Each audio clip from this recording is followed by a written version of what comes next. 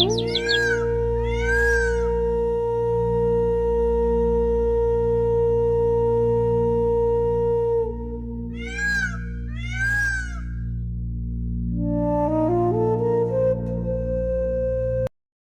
एक गरीब मूर्तिकार था। एक दिन वो शाम के समय घर आया कि तभी उसकी पत्नी रूप सुंदरी गुस्से से बोली, तरह दोपहर में तुम्हारा इंतजार करती रही, पर तुम आए ही नहीं। काम की तलाश में था और कहाँ था। घर पर जितना भी अनाज था वह भी अब खत्म हो चला है। सुबह से हमारी 10 वर्ष की नन्ही सी बेटी भूख से तड़प रही है। उसका चेहरा मुरझा गया है। अब तुम ही बताओ, उसके पेट भरने के लिए मैं रोटी कहाँ से लाऊं? क्या तुम चाहते हो कि मैं अपने ही पड़ोसियों से भीख मांगूं? यह सुनकर किशन की आंखों में आंसू आ गए, पर वो आंसू पोंछकर अचानक करुणा भरे स्वर में बोला, तो फिर तुम ही बताओ, मैं आखिरकार करूं तो क्या करूं। मैं एक मूर्तिकार हूं। पहले तो मेरी बनाई हुई मूर्तियां कुछ दामों पर जैसे तैसे करके बिक जाती थी, परंतु जब से इस वर्ष गांव में बारिश कम हुई है, तब से लोगों का ध्यान मूर्ति खरीदने में कम, अनाज खरीदने में ज्यादा है। बस इसी वजह से मैं बेरोजगार हो गया हूं। क्या करूं, मैं समझ नहीं आता। तुम एक मर्द हो, तुम्हारे मुंह से ऐसी बातें शोभा नहीं देती। अगर तुम्हारे अंदर शादी के बाद पत्नी और बच्चों को संभालने की हिम्मत नहीं थी, तो फिर शादी क्यों की थी? कब तक चलेगा यह सब? अगर ऐसा ही चलता रहा तो मैं अपनी बेटी को लेकर हमेशा के लिए तुम्हें छोड़ दूंगी। फिर अकेले इन सूनी दीवारों से सिर पटकना और बार बार यही कहना कि मैं बेरोजगार हूं। बस यही बच जाएगा तुम्हारे पास। अरे तुम तो ऐसे बात कर रही हो रूपंदरी जैसे कि सारा का सारा दोष मेरा हो। मैं जानबूझकर ऐसा कर रहा हूं क्या। शर्म आती है मुझे तुम्हें अपना पति कहते हुए। अगर तुम्हारी मूर्तियां नहीं बिक रही तो क्या हुआ? क्या तुम्हारे बाप दादा और परदादा यह कहकर मरे थे कि तुम पूरी जिंदगी सिर्फ मूर्तियां ही बनाते रहना? ऊपर वाले ने तुम्हें दो हाथ दिए हैं। जिन हाथों से तुम सुंदर मूर्तियां गढ़ते हो, उन्हीं हाथों से हल भी चलाया जा सकता है, मजदूरी भी की जा सकती है। लेकिन नहीं, तुम्हें तो अपनी पत्नी और बच्ची को भूखे सोते देखना मंजूर है, पर हालात से समझौता करना मंजूर नहीं। इतना कहकर रूप सुंदरी रोती हुई वहां से चली गई। अगली सुबह किशन चुपचाप बाहर चला गया और जंगल में बैठकर अपने आप से बातें करने लगा। अरे क्या करूं भगवान, क्या करूं मैं। कल मेरी पत्नी ने बिल्कुल सही कहा था, कुछ भी गलत नहीं कह रही थी। अरे आखिरकार हूं कौन मैं, एक मर्द हूं ना। और जब मैं ही हार मानकर बैठ जाऊंगा तो आगे कैसे चलेगा। कुछ भी हो जाए, अब मुझे कोई काम धंधा ढूंढना चाहिए। लेकिन ढूंढूं भी तो कहां से ढूंढूं। अगर किसी के पास काम करने जाऊंगा तो लोग मेरा मजाक बनाएंगे, कहेंगे कि तुम एक मूर्तिकार हो, तुम इसके अलावा कोई और काम नहीं कर सकते। क्या करूं, कुछ समझ नहीं आता। किशन इन बातों में उलझा हुआ था कि तभी उसकी नजर सामने पहाड़ी पर बने हुए एक किले पर पड़ी।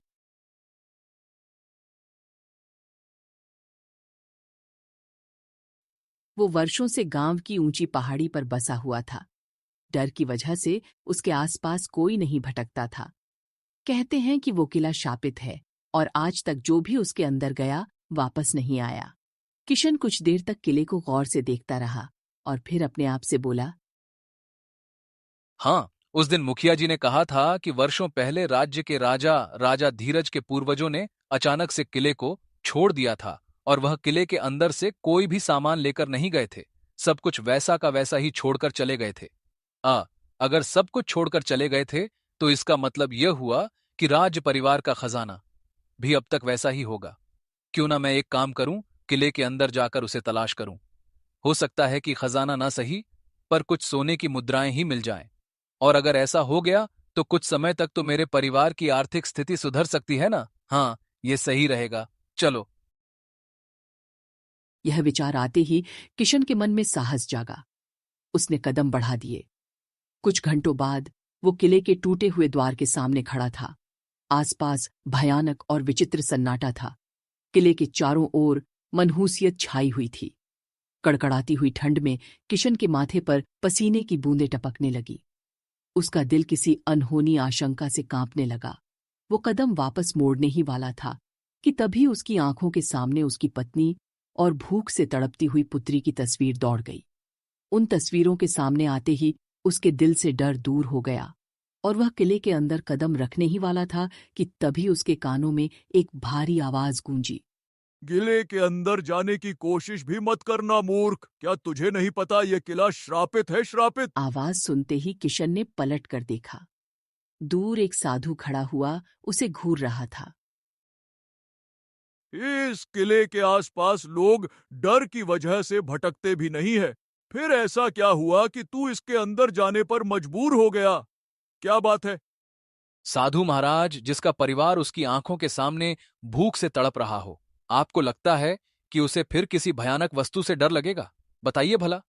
अच्छा, तो तू इस किले के अंदर जा क्यों रहा है? किशन कांपते हुए होठों से साधु महाराज को अपने परिवार और हालात के बारे में सब कुछ बताने लगा। सब सुनकर साधु पूरी तरह से चौंक गया। ओह, तू तो एक मूर्तिकार है। फिर तो तुझे इस किले के अंदर बिल्कुल नहीं जाना चाहिए। अरे बकवास बंद करो साधु महाराज। मैंने तुम्हें अपनी सारी परेशानी बताई।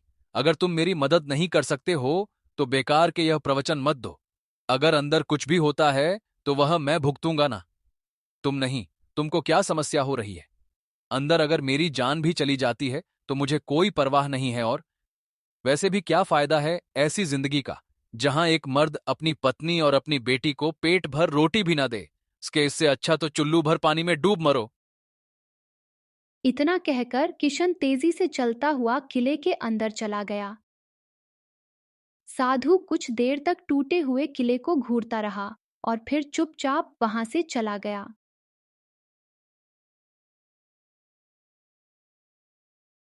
किले के अंदर का दृश्य देखकर किशन चौंक गया। उसने देखा कि पूरा किला उजड़ा हुआ पड़ा था। किशन खजाने की तलाश में जुट गया, लेकिन काफी मेहनत के बाद भी उसे खजाने का कोई अंश तक नजर नहीं आया। थक हारकर किशन एक कक्ष के बाहर जा बैठा। सही बात है, जब किस्मत खराब होती है तो आज वही हालत मेरी है। किस्मत खराब है तो सब खराब ही है। इस किले के अंदर आकर भी कुछ हासिल नहीं हुआ। हाँ, लेकिन एक बात तो साबित हो गई कि इस किले को लेकर लोगों के अंदर बेवजह का डर बना हुआ है। कुछ भी तो नहीं है। किशन लौटने ही वाला था कि तभी उसकी नजर एक कक्ष पर पड़ी जिसका द्वार ताला टूटने की वजह से थोड़ा सा खुला था। किशन धीरे धीरे वहां पहुंचा और टूटे हुए ताले को देखकर बोला, हम लगता है गुजरते हुए वक्त की मार से ताले में जंग लग गई है और टूट गया है। चलो खोल कर देखा जाए। द्वार खुलते ही एक तेज हवा का झोंका उसके चेहरे से टकरा। कमरे के अंदर घना अंधेरा था। तभी उसकी नजर दीवार पर लगी एक मशाल पर पड़ी। किशन ने मशाल जलाई। मशाल जलते ही कमरे में रोशनी फैल गई। सामने का दृश्य देखकर किशन चौंक गया। वो कक्ष बहुत सुंदर तरह से सजा हुआ था, लेकिन चारों ओर टूटी हुई मूर्तियां बिखरी पड़ी थीं। बाप रे बाप, पूरा किला उजाड़ पड़ा है। लेकिन इस कक्ष को देखकर तो ऐसा लगता है जैसे कुछ देर पहले ही किसी ने इसकी सफाई की हो। आश्चर्यजनक है ये तो।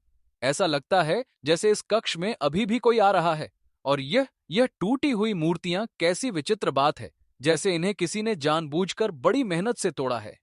तभी उसकी नजर जमीन पर पड़ी। वहां 3-4 स्वर्ण मुद्राएं चमक रही थीं। उन्हें देखकर उसकी आंखों में चमक आ गई। किशन तुरंत दौड़कर उन्हें उठाता है। हाँ, क्या बात है, क्या बात है। चलो, कम से कम यह स्वर्ण मुद्राएं तो मिली। यही तो चाहिए था। तभी उसके कानों में एक बेहद सुरीली आवाज टकराई।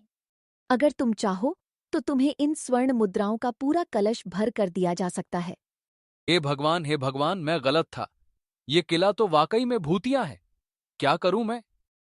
डरो नहीं, मैं तुम्हें कोई नुकसान आज नहीं से 100 पहुंचाऊंगी साल पहले और मैं कोई एक राजा प्रेतनी था। भी नहीं हूँ। उसका 2 पुत्री था। देखो, अगर तुम प्रेतनी नहीं हो तो फिर हो कौन? समझ लो कि मैं बरसों से कैद हूँ, जिसे केवल तुम ही आजाद कर सकते हो। देखो मुझे, लेकिन मैं ये बोल रहा हूं कि तुम मुझे कहीं नजर क्यों नहीं आ रही हो? तुम्हारी बस आवाज क्यों आ रही है? कौन हो तुम?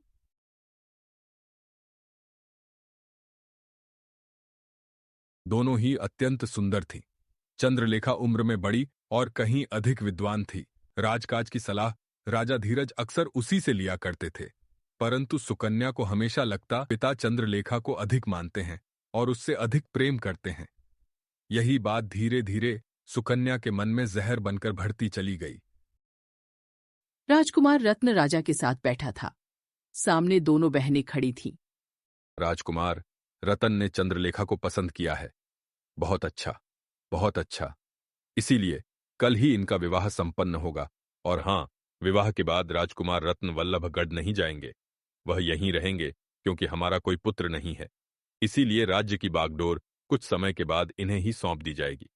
पूरा राज दरबार ताली बजाकर खुशियां मनाने लगा। राजकुमार रत्न राजा के साथ बैठा था। सामने दोनों बहनें खड़ी थीं। राजकुमार, रतन ने चंद्रलेखा को पसंद किया है। बहुत अच्छा, बहुत अच्छा। इसीलिए कल ही इनका विवाह संपन्न होगा। और हां, विवाह के बाद राजकुमार रत्न वल्लभगढ़ नहीं जाएंगे। वह यहीं रहेंगे क्योंकि हमारा कोई पुत्र नहीं है। इसीलिए राज्य की बागडोर कुछ समय के बाद इन्हें ही सौंप दी जाएगी।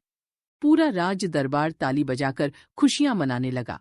लेकिन सुकन्या क्रोध में अपने कक्ष की ओर चल दी। सुकन्या रोष में बड़बड़ाते हुए अपने कमरे में आई। चंद्रलेखा ने एक पुत्र को जन्म दिया। उसका नाम रखा गया राजकुमार आदित्य। पूरा महल खुशियों से गूंज उठा, पर सुकन्या उन खुशियों में शामिल ना हुई।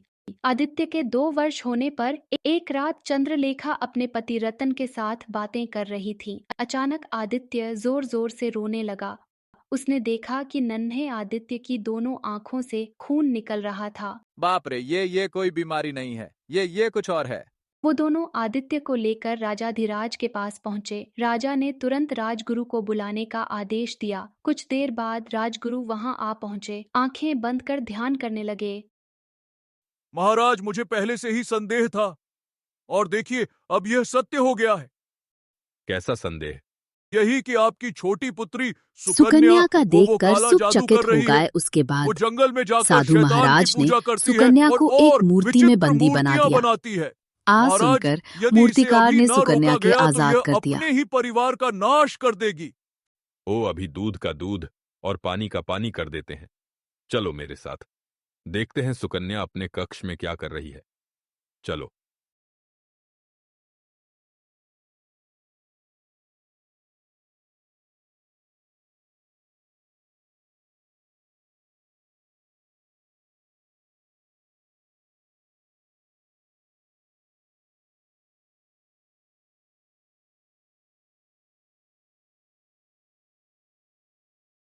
इतना सारा धन तुम्हारे पास कहाँ से आया? सच बताओ, तुमने कहीं डाका तो नहीं डाला?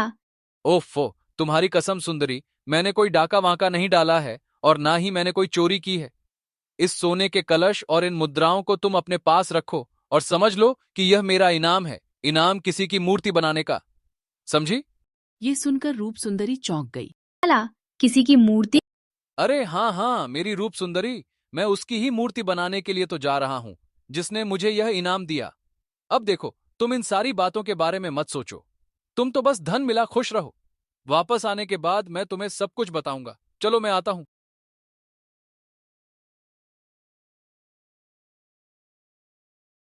इस घटना के कुछ समय बाद रतनगढ़ का राजकुमार वरुण अपनी पत्नी राजकुमारी वसुंधरा के साथ सुंदर जंगल के तालाब के किनारे बैठा था। राजकुमार वरुण का विवाह राजकुमारी वसुंधरा से कुछ समय पहले ही संपन्न हुआ था। यहाँ आकर न जाने क्यों मुझे बहुत शांति मिलती है। देखो, यह दृश्य कितना सुंदर है। शांत तालाब, चारों ओर हरे भरे पेड़ और ठंडी ठंडी मन को प्रफुल्लित करने वाली हवा। ऐसा लगता है जैसे घंटों यहाँ बैठी रहूं। हाँ, सही कहा तुमने। पता है, विवाह से पहले मैं अक्सर शांति तलाशने के लिए इसी स्थान पर आया करता था। तुम्हें पता है, यह जगह मेरी पसंदीदा जगहों में से एक थी। वसुंधरा मुस्कुराई और उठकर खड़ी हो गई। और मेरी भी, अगर तुम्हारी आज्ञा हो तो क्या मैं कुछ देर जंगल में चहलकदमी कर सकती हूँ? ध्यान से क्या है कि सुंदरता देखने में जितनी अच्छी लगती है ना, भीतर से उतनी ही खतरनाक भी होती है। क्या मतलब? अरे मतलब ये है कि यह जंगल है और जंगल में जानवर भी होते हैं, इसीलिए सावधानी जरूरी है। चिंता मत करो, मैं थोड़ी ही देर में लौट आऊंगी। वसुंधरा मुस्कुराई और उठकर खड़ी हो गई। और मेरी भी, अगर तुम्हारी आज्ञा हो तो क्या मैं कुछ देर जंगल में चहलकदमी कर सकती हूँ? ध्यान से क्या है कि सुंदरता देखने में जितनी अच्छी लगती है ना, भीतर से उतनी ही खतरनाक भी होती है। क्या मतलब? अरे मतलब ये है कि यह जंगल है और जंगल में जानवर भी होते हैं, इसीलिए सावधानी जरूरी है। चिंता मत करो, मैं थोड़ी ही देर में लौट आऊंगी। किला तो हमारा ही है। वर्षों से इसके बारे में बड़ी ही विचित्र अफवाहें सुनती आ रही हूं। कैसी अफवाहें? यही कि यह किला शापित है। तभी वहां राजा सूरज आ गए। रुक्मणी मुस्कुराते हुए अपनी बहू वसुंधरा से बोली, अगर ज्यादा जानकारी चाहिए तो अपने ससुर जी से पूछ लो, क्योंकि मैं तो इस महल में तुम्हारी ही तरह ब्याह कर आई हूं। असली रहस्य तो यही बता सकते हैं, क्योंकि किला उनके ही पूर्वजों का है। सूरज मुस्कुराए और अपनी पत्नी, बेटे और बहू को सामने बैठने का इशारा किया। किले का इतिहास वर्षों पुराना है।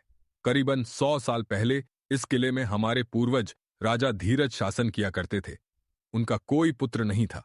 उनकी 2 पुत्रियां थीं, राजकुमारी चंद्रलेखा और राजकुमारी सुकन्या। किशन एक गरीब मूर्तिकार था। एक दिन वो शाम के समय घर आया कि तभी उसकी पत्नी रूप सुंदरी गुस्से से बोली, तरह दोपहर में तुम्हारा इंतजार करती रही, पर तुम आए ही नहीं। काम की तलाश में था और कहाँ था? घर पर जितना भी अनाज था वह भी अब खत्म हो चला है। सुबह से हमारी 10 वर्ष की नन्ही सी बेटी भूख से तड़प रही है। उसका चेहरा मुरझा गया है। अब तुम ही बताओ, उसके पेट भरने के लिए मैं रोटी कहाँ से लाऊं? क्या तुम चाहते हो कि मैं अपने ही पड़ोसियों से भीख मांगूं? यह सुनकर किशन की आंखों में आंसू आ गए, पर वो आंसू पोंछकर अचानक करुणा भरे स्वर में बोला, तो फिर तुम ही बताओ, मैं आखिरकार करूं तो क्या करूं? मैं एक मूर्तिकार हूं।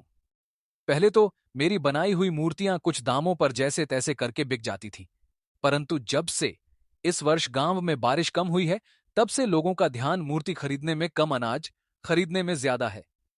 बस इसी वजह से मैं बेरोजगार हो गया हूं। क्या करूं मैं समझ नहीं आता।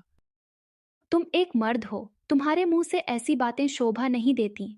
अगर तुम्हारे अंदर शादी के बाद पत्नी और बच्चों को संभालने की हिम्मत नहीं थी, तो फिर शादी क्यों की थी? कब तक चलेगा यह सब? अगर ऐसा ही चलता रहा तो मैं अपनी बेटी को लेकर हमेशा के लिए तुम्हें छोड़ दूंगी। फिर अकेले इन सूनी दीवारों से सिर पटकना और बार बार यही कहना कि मैं बेरोजगार हूं। बस यही बच जाएगा तुम्हारे पास। अरे तुम तो ऐसे बात कर रही हो रूपंदरी जैसे कि सारा का सारा दोष मेरा हो। मैं जानबूझकर ऐसा कर रहा हूं क्या? शर्म आती है मुझे तुम्हें अपना पति कहते हुए। अगर तुम्हारी मूर्तियां नहीं बिक रही तो क्या हुआ? क्या तुम्हारे बाप दादा और परदादा यह कहकर मरे थे कि तुम पूरी जिंदगी सिर्फ मूर्तियां ही बनाते रहना? ऊपर वाले ने तुम्हें 2 हाथ दिए हैं। जिन हाथों से तुम सुंदर मूर्तियां गढ़ते हो, उन्हीं हाथों से हल भी चलाया जा सकता है, मजदूरी भी की जा सकती है। लेकिन नहीं, तुम्हें तो अपनी पत्नी और बच्ची को भूखे सोते देखना मंजूर है, पर हालात से समझौता करना मंजूर नहीं। इतना कहकर रूप सुंदरी रोती हुई वहां से चली गई। अगली सुबह किशन चुपचाप बाहर चला गया और जंगल में बैठकर अपने आप से बातें करने लगा। अरे क्या करूं भगवान, क्या करूं मैं? कल मेरी पत्नी ने बिल्कुल सही कहा था, कुछ भी गलत नहीं कह रही थी। अरे आखिरकार हूं कौन मैं? एक मर्द हूं ना। और जब मैं ही हार मानकर बैठ जाऊंगा तो आगे कैसे चलेगा? कुछ भी हो जाए, अब मुझे कोई काम धंधा ढूंढना चाहिए। लेकिन ढूंढूं भी तो कहां से ढूंढूं? अगर किसी के पास काम करने जाऊंगा तो लोग मेरा मजाक बनाएंगे, कहेंगे कि तुम एक मूर्तिकार हो, तुम इसके अलावा कोई और काम नहीं कर सकते। क्या करूं, कुछ समझ नहीं आता। किशन इन बातों में उलझा हुआ था कि तभी उसकी नजर सामने पहाड़ी पर बने हुए एक किले पर पड़ी।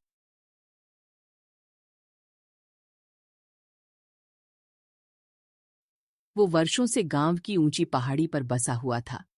डर की वजह से उसके आसपास कोई नहीं भटकता था। कहते हैं कि वो किला शापित है और आज तक जो भी उसके अंदर गया वापस नहीं आया। किशन कुछ देर तक किले को गौर से देखता रहा और फिर अपने आप से बोला, हाँ, उस दिन मुखिया जी ने कहा था कि वर्षों पहले राज्य के राजा राजा धीरज के पूर्वजों ने अचानक से किले को छोड़ दिया था और वह किले के अंदर से कोई भी सामान लेकर नहीं गए थे। सब कुछ वैसा का वैसा ही छोड़कर चले गए थे।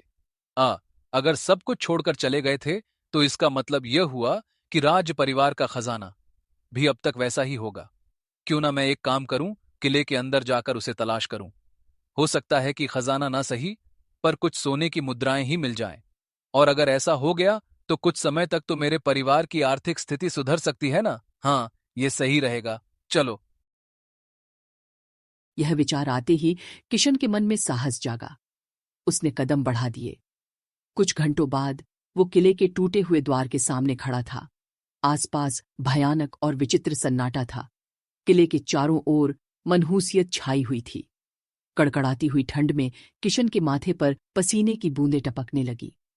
उसका दिल किसी अनहोनी आशंका से कांपने लगा। वो कदम वापस मोड़ने ही वाला था कि तभी उसकी आंखों के सामने उसकी पत्नी और भूख से तड़पती हुई पुत्री की तस्वीर दौड़ गई। उन तस्वीरों के सामने आते ही उसके दिल से डर दूर हो गया और वह किले के अंदर कदम रखने ही वाला था कि तभी उसके कानों में एक भारी आवाज गूंजी। किले के अंदर जाने की कोशिश भी मत करना मूर्ख। क्या तुझे नहीं पता ये किला श्रापित है, श्रापित। आवाज सुनते ही किशन ने पलट कर देखा। दूर एक साधु खड़ा हुआ उसे घूर रहा था। इस किले के आसपास लोग डर की वजह से भटकते भी नहीं है। फिर ऐसा क्या हुआ कि तू इसके अंदर जाने पर मजबूर हो गया? क्या बात है? साधु महाराज, जिसका परिवार उसकी आंखों के सामने भूख से तड़प रहा हो, आपको लगता है कि उसे फिर किसी भयानक वस्तु से डर लगेगा? बताइए भला। अच्छा, तो तू इस किले के अंदर जा क्यों रहा है? किशन कांपते हुए होठों से साधु महाराज को अपने परिवार और हालात के बारे में सब कुछ बताने लगा। सब सुनकर साधु पूरी तरह से चौंक गया। ओह, तू तो एक मूर्तिकार है। फिर तो तुझे इस किले के अंदर बिल्कुल नहीं जाना चाहिए। अरे बकवास बंद करो साधु महाराज। मैंने तुम्हें अपनी सारी परेशानी बताई। अगर तुम मेरी मदद नहीं कर सकते हो तो बेकार के यह प्रवचन मत दो। अगर अंदर कुछ भी होता है तो वह मैं भुगतूंगा ना, तुम नहीं। तुमको क्या समस्या हो रही है? अंदर अगर मेरी जान भी चली जाती है तो मुझे कोई परवाह नहीं है। और वैसे भी क्या फायदा है ऐसी जिंदगी का जहां एक मर्द अपनी पत्नी और अपनी बेटी को पेट भर रोटी भी ना दे। इससे अच्छा तो चुल्लू भर पानी में डूब मरो। इतना कहकर किशन तेजी से चलता हुआ किले के अंदर चला गया। साधु कुछ देर तक टूटे हुए किले को घूरता रहा और फिर चुपचाप वहां से चला गया।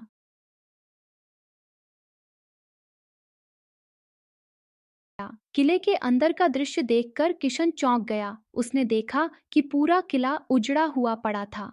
किशन खजाने की तलाश में जुट गया, लेकिन काफी मेहनत के बाद भी उसे खजाने का कोई अंश तक नजर नहीं आया। थक हारकर किशन एक कक्ष के बाहर जा बैठा। सही बात है, जब किस्मत खराब होती है तो आज वही हालत मेरी है। किस्मत खराब है तो सब खराब ही है। इस किले के अंदर आकर भी कुछ हासिल नहीं हुआ। हाँ, लेकिन एक बात तो साबित हो गई कि इस किले को लेकर लोगों के अंदर बेवजह का डर बना हुआ है। कुछ भी तो नहीं है। किशन लौटने ही वाला था कि तभी उसकी नजर एक कक्ष पर पड़ी जिसका द्वार ताला टूटने की वजह से थोड़ा सा खुला था। किशन धीरे धीरे वहां पहुंचा और टूटे हुए ताले को देखकर बोला, हम लगता है गुजरते हुए वक्त की मार से ताले में जंग लग गई है और टूट गया है। चलो खोल कर देखा जाए। द्वार खुलते ही एक तेज हवा का झोंका उसके चेहरे से टकरा। कमरे के अंदर घना अंधेरा था। तभी उसकी नजर दीवार पर लगी एक मशाल पर पड़ी। किशन ने मशाल जलाई। मशाल जलते ही कमरे में रोशनी फैल गई। सामने का दृश्य देखकर किशन चौंक गया। वो कक्ष बहुत सुंदर तरह से सजा हुआ था, लेकिन चारों ओर टूटी हुई मूर्तियां बिखरी पड़ी थीं। बाप रे बाप, पूरा किला उजाड़ पड़ा है। लेकिन इस कक्ष को देखकर तो ऐसा लगता है जैसे कुछ देर पहले ही किसी ने इसकी सफाई की हो। आश्चर्यजनक है ये तो। ऐसा लगता है जैसे इस कक्ष में अभी भी कोई आ रहा है। और यह टूटी हुई मूर्तियां कैसी विचित्र बात है, जैसे इन्हें किसी ने जानबूझकर बड़ी मेहनत से तोड़ा है। तभी उसकी नजर जमीन पर पड़ी। वहां 3-4 स्वर्ण मुद्राएं चमक रही थीं। उन्हें देखकर उसकी आंखों में चमक आ गई। किशन तुरंत दौड़कर उन्हें उठाता है। हाँ, क्या बात है, क्या बात है। चलो, कम से कम यह स्वर्ण मुद्राएं तो मिली। यही तो चाहिए था। तभी उसके कानों में एक बेहद सुरीली आवाज टकराई। अगर तुम चाहो तो तुम्हें इन स्वर्ण मुद्राओं का पूरा कलश भर कर दिया जा सकता है। हे भगवान, हे भगवान, मैं गलत था। ये किला तो वाकई में भूतिया है। क्या करूं मैं? डरो नहीं, मैं तुम्हें कोई नुकसान आज नहीं से 100 पहुंचाऊंगी साल पहले और मैं कोई एक राजा प्रेतनी था। भी नहीं हूँ। उसका 2 पुत्री था। देखो, अगर तुम प्रेतनी नहीं हो तो फिर हो कौन? समझ लो कि मैं बरसों से कैद हूँ, जिसे केवल तुम ही आजाद कर सकते हो। देखो मुझे, लेकिन मैं ये बोल रहा हूं कि तुम मुझे कहीं नजर क्यों नहीं आ रही हो? तुम्हारी बस आवाज क्यों आ रही है? कौन हो तुम?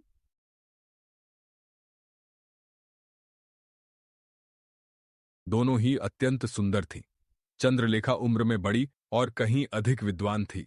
राजकाज की सलाह राजा धीरज अक्सर उसी से लिया करते थे, परंतु सुकन्या को हमेशा लगता पिता चंद्रलेखा को अधिक मानते हैं और उससे अधिक प्रेम करते हैं। यही बात धीरे धीरे सुकन्या के मन में जहर बनकर बढ़ती चली गई। राजकुमार रत्न राजा के साथ बैठा था। सामने दोनों बहनें खड़ी थीं। राजकुमार रतन ने चंद्रलेखा को पसंद किया है। बहुत अच्छा, बहुत अच्छा। इसीलिए कल ही इनका विवाह संपन्न होगा। और हां, विवाह के बाद राजकुमार रत्न वल्लभगढ़ नहीं जाएंगे, वह यहीं रहेंगे, क्योंकि हमारा कोई पुत्र नहीं है। इसीलिए राज्य की बागडोर कुछ समय के बाद इन्हें ही सौंप दी जाएगी। पूरा राज दरबार ताली बजाकर खुशियां मनाने लगा। राजकुमार रत्न राजा के साथ बैठा था। सामने दोनों बहनें खड़ी थीं। राजकुमार रतन ने चंद्रलेखा को पसंद किया है। बहुत अच्छा, बहुत अच्छा। इसीलिए कल ही इनका विवाह संपन्न होगा। और हां, विवाह के बाद राजकुमार रत्न वल्लभगढ़ नहीं जाएंगे, वह यहीं रहेंगे, क्योंकि हमारा कोई पुत्र नहीं है। इसीलिए राज्य की बागडोर कुछ समय के बाद इन्हें ही सौंप दी जाएगी। पूरा राज दरबार ताली बजाकर खुशियां मनाने लगा। लेकिन सुकन्या क्रोध में अपने कक्ष की ओर चल दी। सुकन्या रोष में बड़बड़ाते हुए अपने कमरे में आई। चंद्रलेखा ने एक पुत्र को जन्म दिया। उसका नाम रखा गया राजकुमार आदित्य। पूरा महल खुशियों से गूंज उठा, पर सुकन्या उन खुशियों में शामिल ना हुई।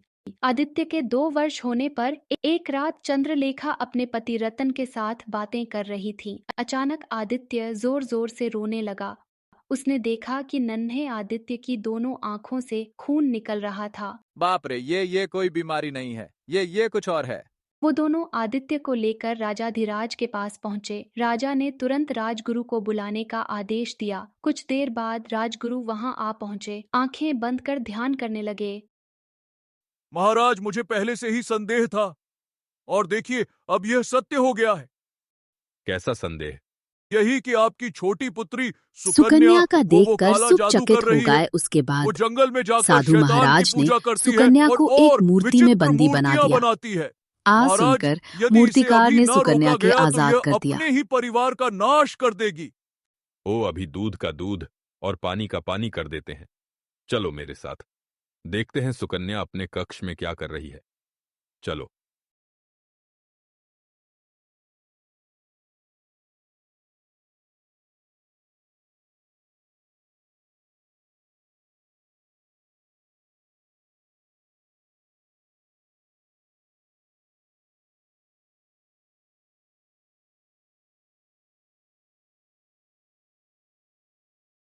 इतना सारा धन तुम्हारे पास कहाँ से आया? सच बताओ, तुमने कहीं डाका तो नहीं डाला?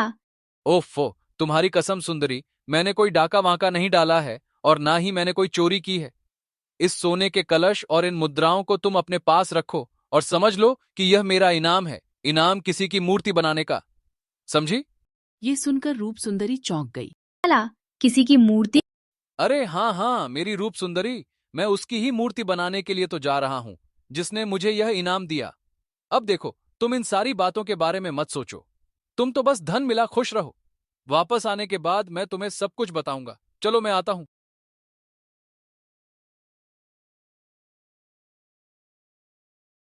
इस घटना के कुछ समय बाद रतनगढ़ का राजकुमार वरुण अपनी पत्नी राजकुमारी वसुंधरा के साथ सुंदर जंगल के तालाब के किनारे बैठा था। राजकुमार वरुण का विवाह राजकुमारी वसुंधरा से कुछ समय पहले ही संपन्न हुआ था। यहाँ आकर न जाने क्यों मुझे बहुत शांति मिलती है। देखो, यह दृश्य कितना सुंदर है। शांत तालाब, चारों ओर हरे भरे पेड़ और ठंडी ठंडी मन को प्रफुल्लित करने वाली हवा। ऐसा लगता है जैसे घंटों यहाँ बैठी रहूं। हाँ, सही कहा तुमने। पता है, विवाह से पहले मैं अक्सर शांति तलाशने के लिए इसी स्थान पर आया करता था। तुम्हें पता है, यह जगह मेरी पसंदीदा जगहों में से एक थी। वसुंधरा मुस्कुराई और उठकर खड़ी हो गई। और मेरी भी, अगर तुम्हारी आज्ञा हो तो क्या मैं कुछ देर जंगल में चहलकदमी कर सकती हूँ? ध्यान से क्या है कि सुंदरता देखने में जितनी अच्छी लगती है ना, भीतर से उतनी ही खतरनाक भी होती है। क्या मतलब? अरे मतलब ये है कि यह जंगल है और जंगल में जानवर भी होते हैं, इसीलिए सावधानी जरूरी है। चिंता मत करो, मैं थोड़ी ही देर में लौट आऊंगी। वसुंधरा मुस्कुराई और उठकर खड़ी हो गई। और मेरी भी, अगर तुम्हारी आज्ञा हो तो क्या मैं कुछ देर जंगल में चहलकदमी कर सकती हूँ? ध्यान से क्या है कि सुंदरता देखने में जितनी अच्छी लगती है ना, भीतर से उतनी ही खतरनाक भी होती है। क्या मतलब? अरे मतलब ये है कि यह जंगल है और जंगल में जानवर भी होते हैं, इसीलिए सावधानी जरूरी है। चिंता मत करो, मैं थोड़ी ही देर में लौट आऊंगी। किला तो हमारा ही है। वर्षों से इसके बारे में बड़ी ही विचित्र अफवाहें सुनती आ रही हूं। कैसी अफवाहें? यही कि यह किला शापित है। तभी वहां राजा सूरज आ गए। रुक्मणी मुस्कुराते हुए अपनी बहू वसुंधरा से बोली, अगर ज्यादा जानकारी चाहिए तो अपने ससुर जी से पूछ लो, क्योंकि मैं तो इस महल में तुम्हारी ही तरह ब्याह कर आई हूं। असली रहस्य तो यही बता सकते हैं, क्योंकि किला उनके ही पूर्वजों का है। सूरज मुस्कुराए और अपनी पत्नी, बेटे और बहू को सामने बैठने का इशारा किया। किले का इतिहास वर्षों पुराना है। करीबन 100 साल पहले इस किले में हमारे पूर्वज राजा धीरज शासन किया करते थे। उनका कोई पुत्र नहीं था। उनकी 2 पुत्रियां थीं, राजकुमारी चंद्रलेखा और राजकुमारी सुकन्या।